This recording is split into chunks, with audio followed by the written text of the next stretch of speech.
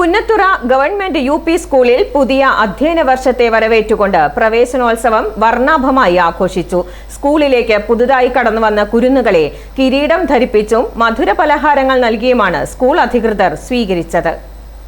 സ്കൂളിന്റെ പ്രവേശന കവാടത്തിൽ വെച്ച് 1ാം ക്ലാസ്സിലേക്ക് പ്രവേശിച്ച കുട്ടികൾക്ക് നഗരസഭാ ചെയർമാൻ ടോമി പുളിമാൻതുണ്ടം കിരീടം ചൂടിച്ചു. തുടർന്ന് അധ്യാപകരും കൗൺസിലർമാരും ചേർന്ന് കുട്ടികളെ കിരീടമണിയിച്ച് സ്കൂളിലേക്ക് ആനയിക്കുകയായിരുന്നു. പ്രവേശനോത്സവത്തിനോടനുബന്ധിച്ച് സ്കൂളും പരിസരവും വർണ്ണാഭമായ അലങ്കാരങ്ങൾ കൊണ്ട് മനോഹരമാക്കിയിരുന്നു.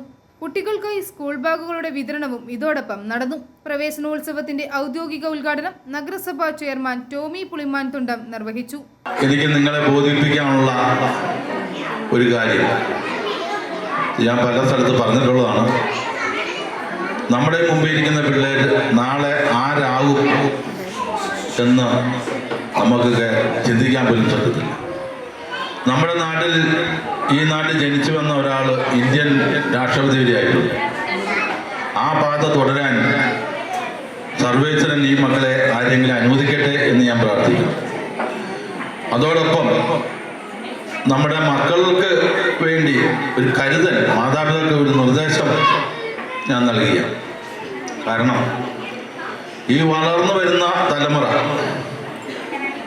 ഇവർക്ക് പ്രായപൂർത്തിയായി വരുന്ന സമയം 10ാം ക്ലാസ് 11, 12 കഴിയുമ്പോൾ ഇവർ അല്ലെ 14, 15, 16 വയസ്സാകുന്ന മുറയ്ക്ക്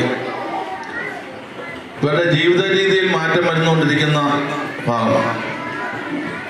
അപ്പം അവരെ ചെറുപ്പത്തിൽ തന്നെ നല്ല സ്നേഹം കൊടുത്ത് വളർത്തിയില്ല എങ്കിൽ പലവിധ തെറ്റുകളിലേക്കും കടന്നു പോകുന്ന ഒരു സാഹചര്യം ഇന്ന് നമ്മുടെ കേരളത്തിൽ.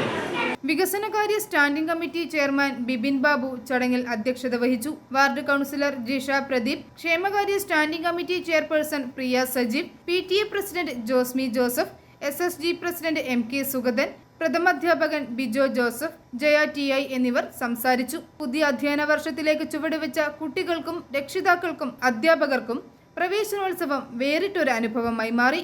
i4 news, Ettumanoor.